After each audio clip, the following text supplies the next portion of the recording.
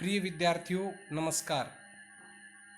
हिंदी विषय में 10वीं कक्षा में हम पढ़ रहे थे साना साना हाथ जोड़ी यात्रा वृत्तांत, जो कि मधु काकरिया जी के द्वारा रचित है। ये एक यात्रा वृत्तांत है। प्यारे बच्चों, हमने इससे पहले भी आपको पढ़ाया है और आपको हम समझाते रहे हैं कि किस तरह से मधु काकरिया जी ने यात्रा की और उसके सारे अनुभव हमारे साथ बाटे, शेयर किए। प्यारे विद्यार्थियों, हम आ रहे थे पेज 24 पेज के ऊपर हम पढ़ते रहे थे और वहाँ की भौगोलिक स्थिति, वहाँ की जो वातावरण था उसके बारे में मधु काकरिया जी बता रही है। थोड़ा और आगे बढ़े कि एक चेतावनी यहाँ पर आ रही थी, हमने पैरा पढ़ लिया था।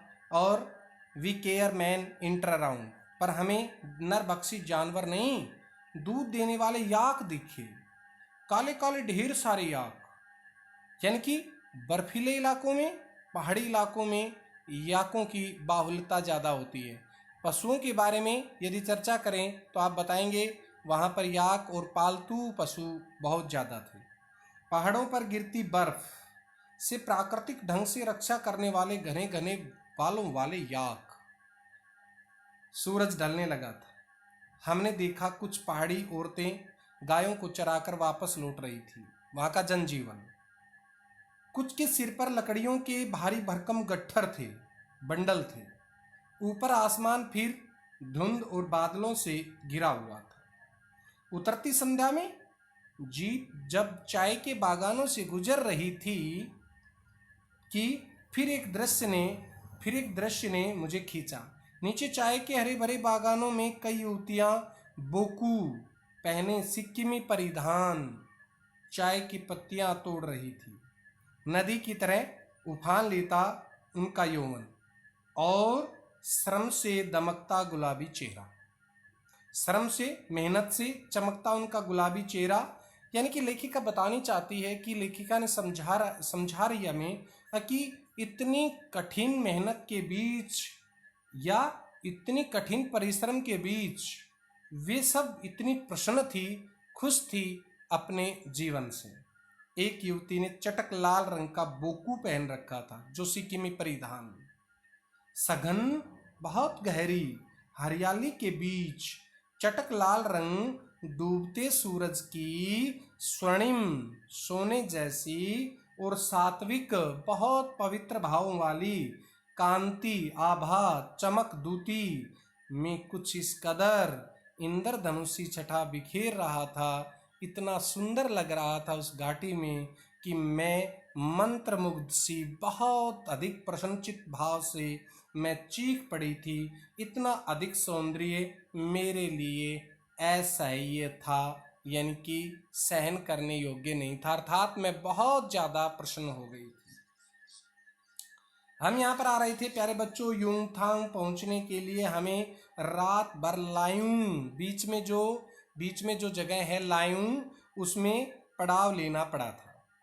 गगनचुंबी पहाड़ों, गगन को चूमने वाले बहुत ऊंचे ऊंचे पहाड़ों के तल में सांस लेती एक नन्ही सी शांत बस्ती लायुंग। मानवीकरण कर दिया है कि एक छोटी सी बस्ती, सांस लेती बस्ती, यानी कि बहुत बड़े बड़े पहाड़ों के बीच। देखो उनका जीवन पहाड़ों के बीच, यानी कि कितनी भारी पहाड़, बर्फ, कितनी ज़्यादा गर्मी, कितनी ज़्यादा बारिश, वर्षा, उसमें भी वे अपने आप को बड़े सुंदर ढंग से संजोए हुए हैं। सारी दौड़ धूप से दूर, बिल्कुल हमारी महानगरों की सारी दौड़ धूप से दूर जिंदगी जहाँ निश्चिंत, बहुत आराम से सो रही थी।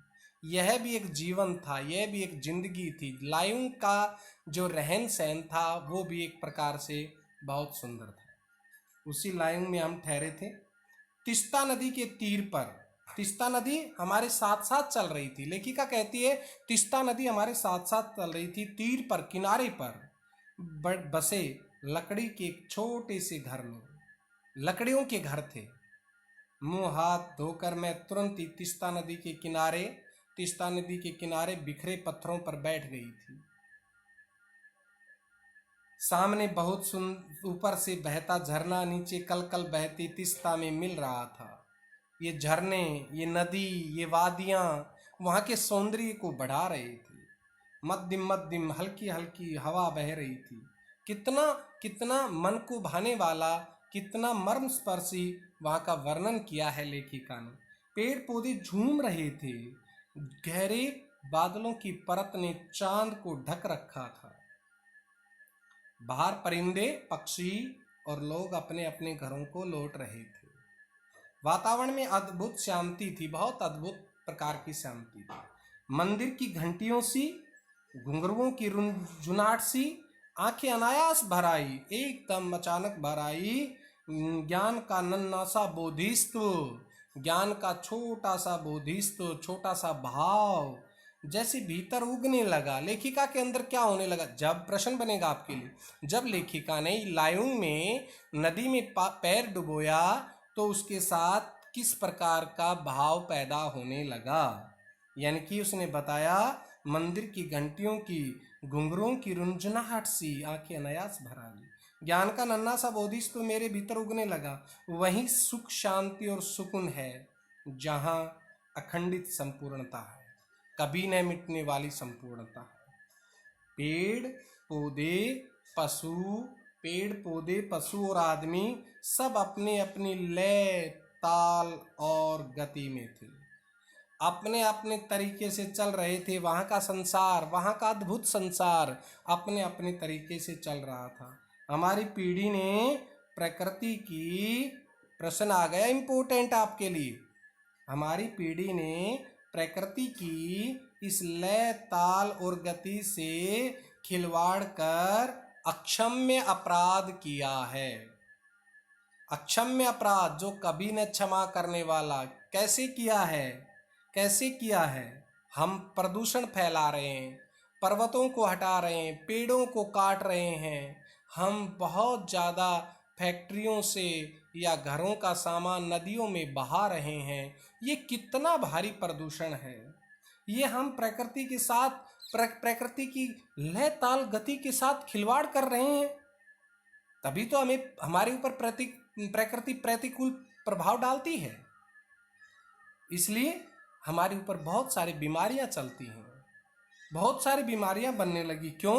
क्योंकि हम प्रकृति के साथ खिलवाड़ करने लगे, उसके सामंजस्य को, उसके संतुलन को हम बिगाड़ने लग गए। अपराध किया है। हिमालय अब मेरे लिए कविता ही नहीं, दर्शन बन गया था। एक दर्शन, एक प्रेरणा देने वाला, मुझे कुछ सिखाने वाला बन गया था मेरे लिए हिमालय। प्यारे बच्चों, अंधेरा होने के पहले ही किसी प्रकार डगमगाती शिलाओं और पत्थरों से होकर तीस्ता नदी की धार तक पहुंची।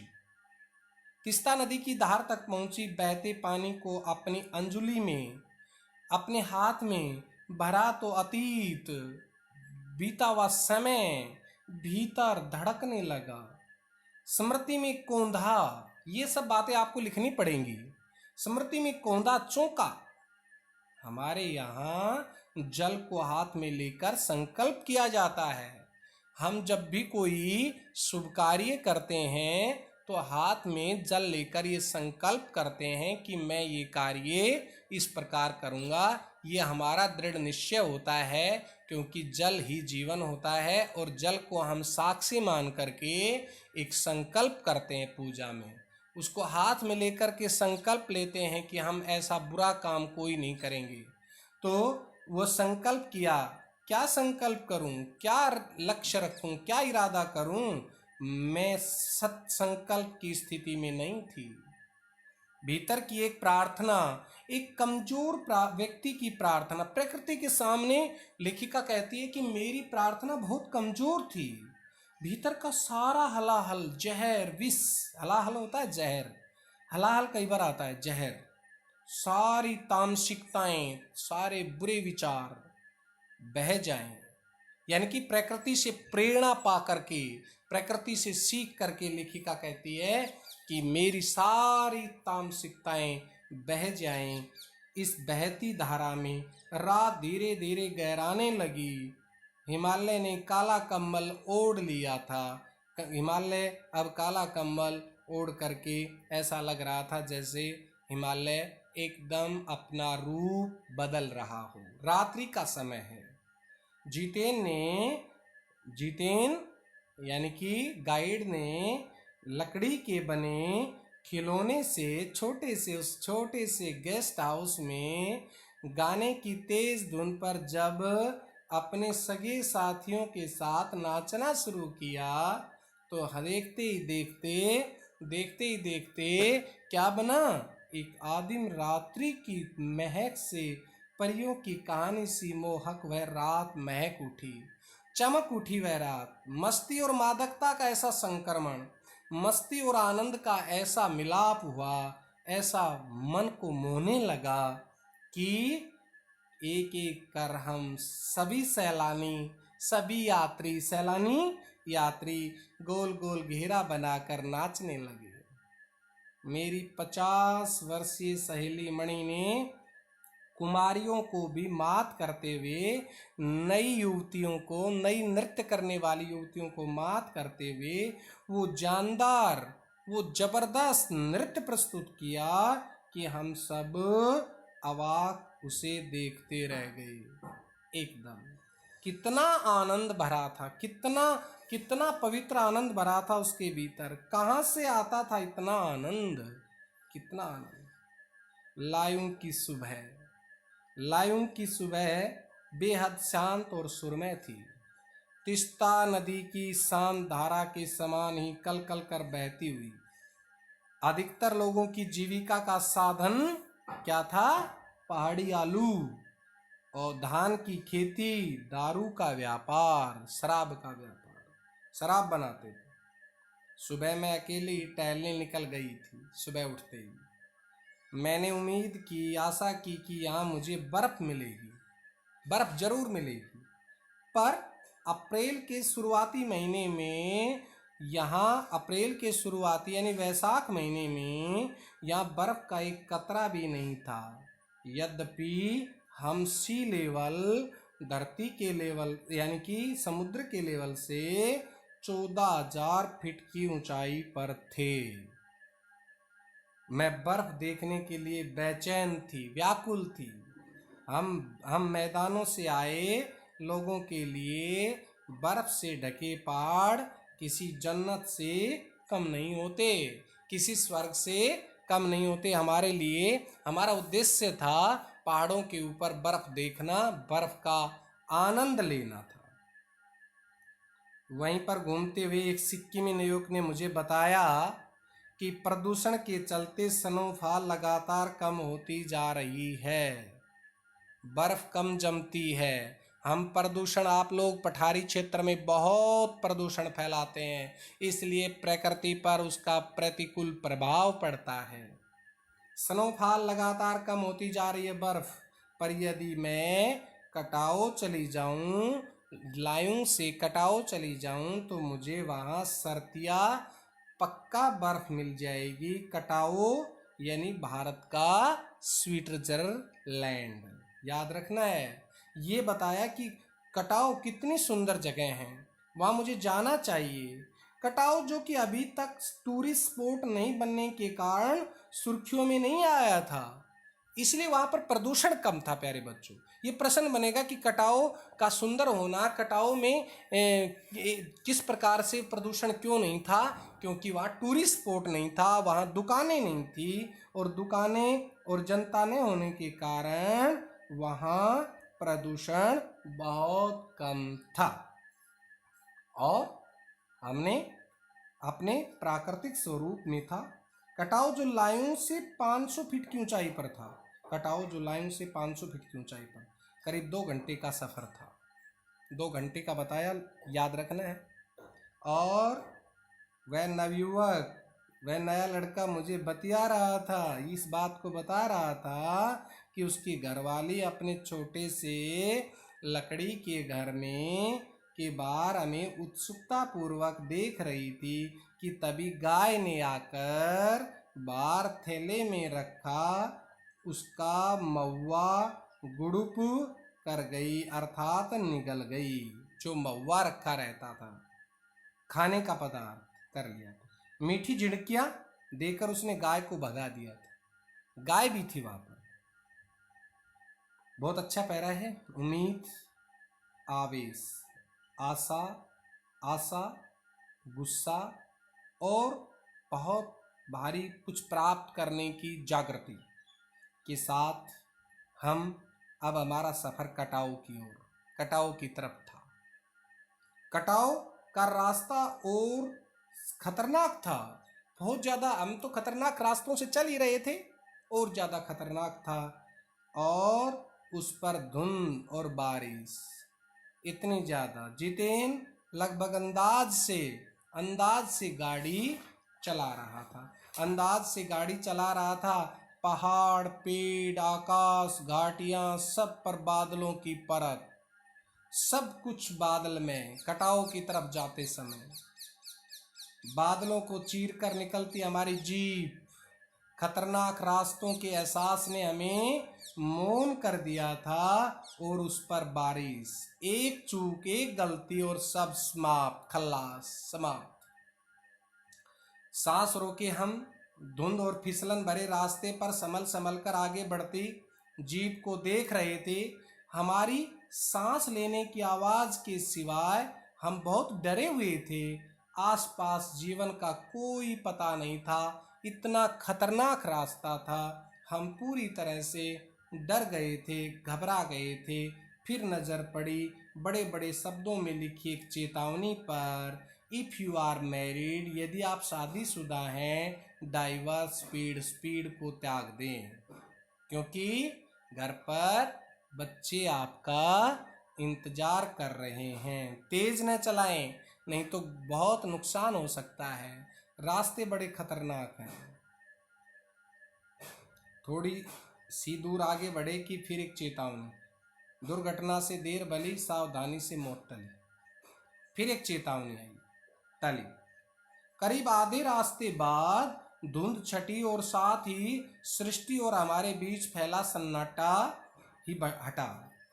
नारगी उत्साहित होकर कहने लगा, कटाओ हिंदुस्तान का स्विट्जरलैंड है। मेरी सहेली मणि स्विट्जरलैंड घूम आई थी। उसने तुरंत प्रतिवाद किया, नहीं, स्विट्जरलैंड भी इतनी ऊंचाई पर नहीं है, और न ही इतना सुंदर है जितना कि सुंदर ये रास्ते, ये कटाओ का क्षेत्र, लायुंग का क्षेत्र, यह सिक्किमी क्षेत्र जितना सुंदर है उतना तो स्विट्जरलैंड भी नहीं है। ये सब बताया। और हम कटाओ के करीब आ रहे थे, क्योंकि दूर से ही बर्फ से ढके पहाड़ दिखने लगे थे। पास में जो पर्वत थे वे आधे हरे काले दिख रहे थे। लग रहा था जैसे किसी ने इन पहाड़ों पर पाउडर छिड़का दिया हो। कहीं पाउडर बची हो गई हो और कहीं वह धूप में बह गई हो। नारगी ने उत्तेजित होकर प्रशंसित भाव से कहा, देखिए, एकदम ताजा बर्फ है, लगता है रात में गिरी है ये बर्फ। जिस चीज की इच्छा थी प्राप्त करने की वो मिल ही गई। थोड़ा और आगे बढ़ने पर अब हमें पूरी तरह से बर्फ से ढके पहाड़ दिख रहे थे, साबुन के जहाज की तरह सब और गिरी हुई बर्फ। मैं जीप की खिड़की से मुंडी निकाल दूर दूर तक देख रही थी। चांदी से चमकते पहाड़, इतने सुंदर पहाड़ जो मुझे आनंद दे रहे थे, मेरे मन को प्रसन्न कर रहे थे। ऐसे पहाड़ों को देखकर मैं बड़ी प्रसन्न हो रही थी। प्यारे बच्चों, यहाँ तक हमने पढ़ा है पेज 26 पर। अगले वीडियो में हम इस लेसन को पूरा करेंगे। आप इनको ध्यान पूर्वक पढ़ते रहें। आपके लिए यह लेसन बहुत ज़रूरी है। कठिन शब्दों को बीच बीच में से अवश्य अपनी कॉपी में ज़रूर लिखें। बहुत सारे कठिन शब्द बनेंगे इसमें, बहुत ज़्यादा। सबको लिखें, शब्दार्थ लिखें और अंत में प्रश्न उत्तर लिखें। आपके लिए ज़रूरी है। और 3 अंक के अनुसार सभी प्रश्न आएंगे। 3 अंक के अनुसार प्रश्न जरूरी है आपके लिए। तो ये था हमारा पाठ साना साना हाथ जोड़ी जो हम बीच में आ रहे हैं। अगले वीडियो आने तक के लिए नमस्कार।